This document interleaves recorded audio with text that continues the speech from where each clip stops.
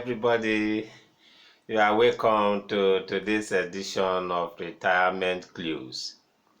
We are here again with another topic that we want to share with the public, and we want to still use this opportunity to let us know that if in case you have any complaints or you have comments, you can send them to us. Today we will start attending to comments that have been, or inquiries that have been sent to us. You have inquiry, you can reach us through this platform or through our numbers that will be given at the end of this program.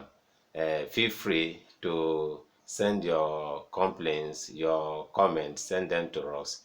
We will highlight them even as we go along, in this topic. Just in this program, as we have said, this program was actually designed to attend to issues that borders on retirement.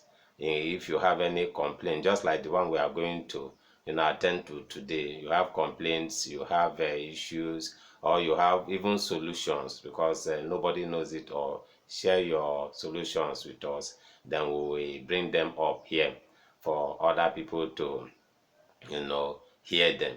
Thank you once more. I remain the host of this program, Mr. Chus Udo Okonta, the publisher of Eastpen Online News Channel and the promoter of this program known as Retirement Clues. Once again, you are welcome to this edition. Today, by the grace of God, we'll be looking at a topic that says reviewing pension logs for good retirement. Reviewing pension logs for good retirement. Indeed, the Pension Reform Act is being looked into presently, and as part of our own contributions, towards that review, that is why we want to highlight some things that we feel that should be looked into, and most especially, most of the things we want to discuss today align with the agitations, in the public, on the law, and it is our expectations that when the law is fully reviewed and a new law comes in, that it will be able to address those issues that are being raised by workers and even retirees. Sit back, follow us as we go on to discuss today's topic. As I said earlier, today we want to respond to an inquiry sent by one Mr. Avis Prince Ajibola. Mr. Prince Ajibola sent some inquiries. He made some inquiries, and we want to respond to them. The first thing he wanted to know was, I said, please sir, okay. He says that he wants to know whether he can have two PFAs. Mr. Ajibola, you can't have two PFAs. The law states that you must have one PFA. And that was what led to the RSA transfer window. If the PFA you feel that the PFA is not, meeting your requirements, you can transfer your fund to another PFA. I think that settles it. You can't have two PFA. It's not like a banking system where you can have two accounts in two banks or three banks or four banks. But in this system, you have to work with one pension fund administrator. Then Mr. Ajibola still went further to made an inquiry, just like a request. He told us that we should help recommend reliable PFAs that he can, stick to. Mr. Ajibola won't come on air here to tell you that this PFA is better than this, but when you go to you can even Google list of PFAs in Nigeria. You see them, and you go to their website, you look at their performances, or you can even go to National Pension Commission website, look at the accounts, the report put in there, look at their performances. From there, you'll be able to know the PFA that will actually meet your expectations. And that we have many, I think 22 PFAs for now, aside the closed pension operators. Those ones are just for a special purpose, but the general ones you can just explore and look at the one that will meet your expectation, and you work with that. Then he still asked another question. He said, how will he know whether the private company where he is working is remitting his contributions? Mr. Jibola, if you are working where you are working, it's expected that as you register to a PFA, the PFA is to send your account updates to you every month. If you are not getting this update every month, it means that there is a problem. Or if you are getting the update, make sure that that account that your PFA sends to you, that you look at it. You look at the fund that is there. If you look at the fund that is there, because the fund will always indicate, that document sent to you will indicate the amount that your PFA, that your company, your employer is remitting. If you look at it and you didn't see anything, maybe for a long while you have not, the document shows that there is no money that has entered into your RSA, it means your employer is not remitting. And if your employer is not remitting, that may be a talk for another day. There is something that you can do. I think we will come up, though we have said it in the past, but we still believe, because there are many people that are in this category that their employers are not remitting. We will come up with a topic on how you go about this type of situation. Then these are the inquiries sent by Mr. Jibola, and there are still many others. We'll be taking them one after the other, and we are still using this opportunity to call on those. If you have inquiry to make, you need clarification, reach us through this platform, the comment corner. You can send your inquiries through the comment corner. You can still reach us through our WhatsApp, or call us, or send us email.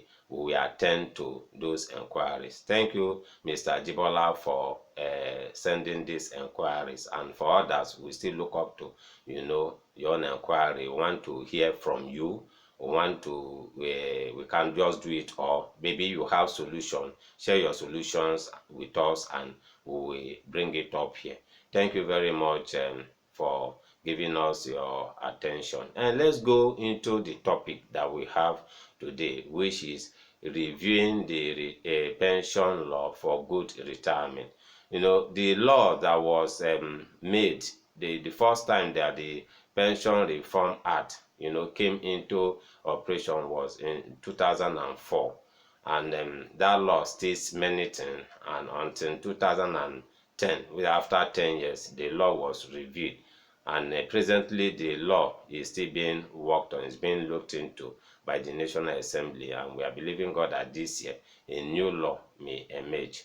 But while that is being done, we on our own, from the agitations, from complaints from the public, we feel that we need to highlight some things that will really help, to bring a better law that will help entrench good retirement in Nigeria. The first thing we want to look at, in this law now that is being worked on, is the issue of contributions. When the pension law came in 2004, contributions was pegged at 15%. That is 7.5 from the employer, 7.5 from the employee, while it went up to 18% in 2014. And if you compare 2014 to date, you know that 18% in 2014 cannot be 18% today. Though their salary increased, the thing goes up, but people have been complaining what they have in the RSA is not much, and that is why many people have been saying they want to pull out from the contributory pension scheme. In our own opinion, the contributions should be increased. Though it's minimum of 18%, but that minimum, it should go up.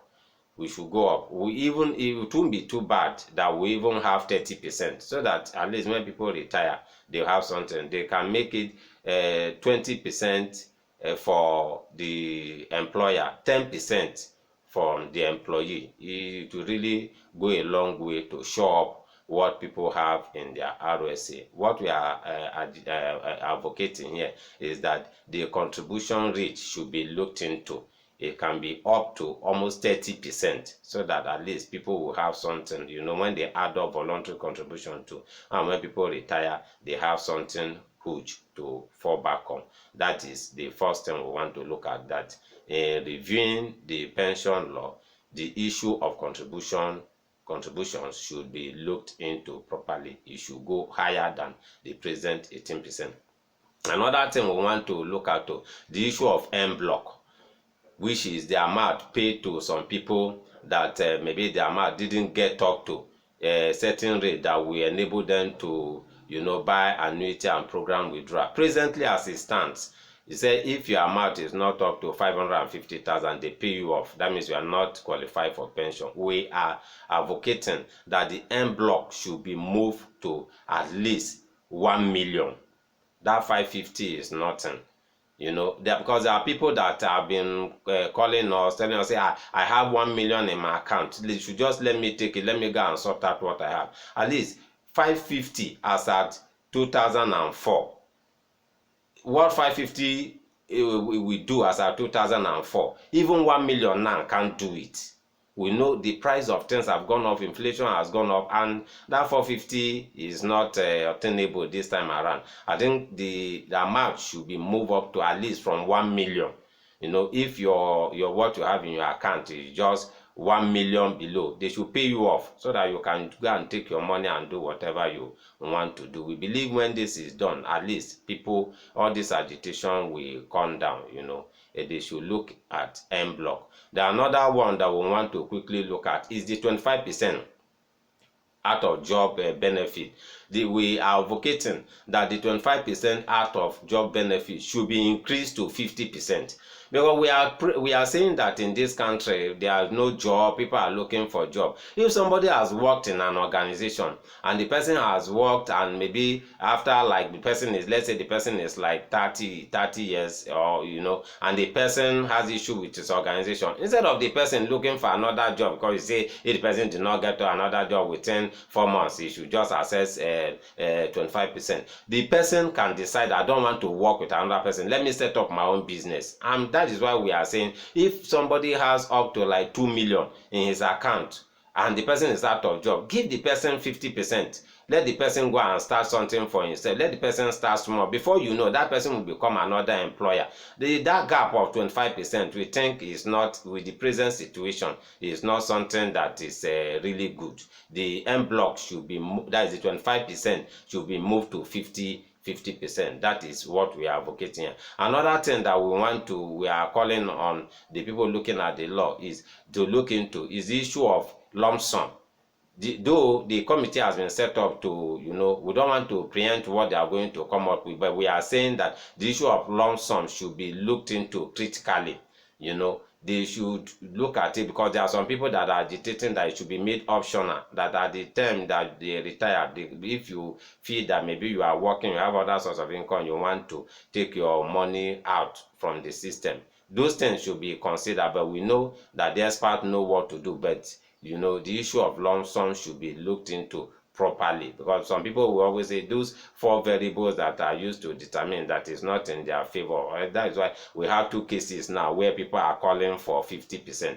I think that should be looked into very well. Now, another thing that we feel that should be looked into again is the area of investment portfolio. The investment portfolio should be looked into. Some people have been saying that they should give the PFAs access to even exploit foreign investment portfolios that that can really help them bring more interest for subscribers. That window should be open.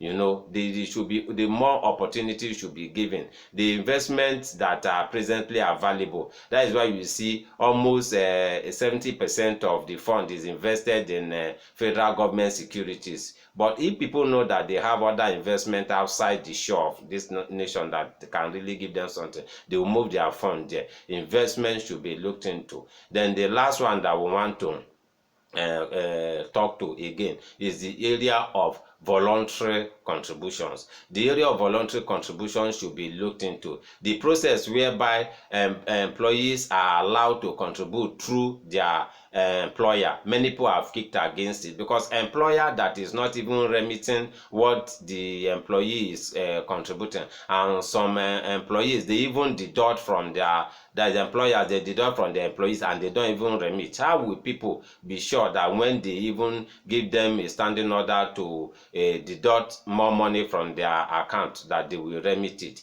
Though the commission says they want to forestall the issue of money laundering, but I think there is a way that it could be done. We are even advocating if somebody has a business that is doing outside, his workplace, like those in the government setup. If somebody has a farm, the person can remit through that farm, through that to add to what he has. Or somebody, they can, I don't they should open up that too. That narrow way should be expanded so that more people can have more access, to grow their fund. These are just the few things we want to identify here, that as the Pension Reform Act is being looked into, these things that we have highlighted should be properly checked so that when the law comes in, it will really douse the tension that we have presently, where people are agitating that they want to pull out from the contributory pension scheme. Thank you very much again for giving us your attention. Like I said when we started, if you have complaints, you have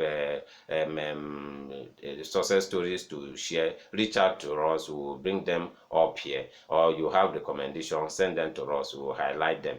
Once again, thank you for staying with us today. Our numbers remain 08054269557. Now, other number is 07033253527. You can as well reach us through our email address, which is ispenonline@gmail.com. Thank you for giving us your time today. By the grace of God, we'll still come your way tomorrow. Thank you.